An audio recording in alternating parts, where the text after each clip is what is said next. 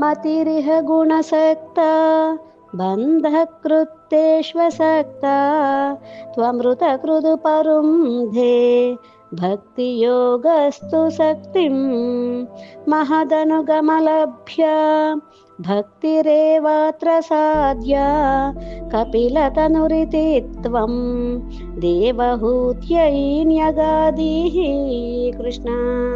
प्रकृतिमहदहङ्कारा च मात्रा च भूतानि अपि हृदपि दशाक्षी पूरुषः पञ्चविंशः इति विदितविभागो मुच्यते सौ प्रकृत्याः कपिलतनुरिति त्वं देवहूत्यै न्यगादीः कृष्ण।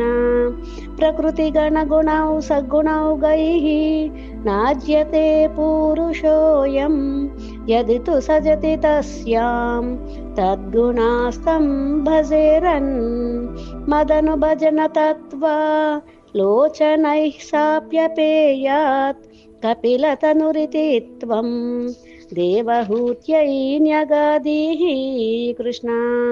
विमलमतिरूपात्तैः आसनाद्यैर्मदङ्गं गरुडसमधिरूढं दिव्यभूषायुधाङ्कं रुचितुलिततमालं शीलयेतानुवेलं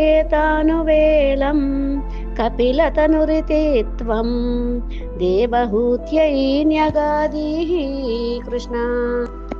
मम गुणगणलीला कर्णनैः कीर्तनाद्यैः मयि सुरसरिदोघा प्रख्यचित्तानुवृत्तिः भवति परमभक्तिः सा हि मृत्योर्विजेत्री कपिलतनुरिति त्वं देवहूत्यै न्यगादीः कृष्ण। अहुह बहुलहिंसा सञ्चितार्थैकुटुम्बं प्रतिदिनमनुपुष्णन् श्रीजितो बाललालित्यैः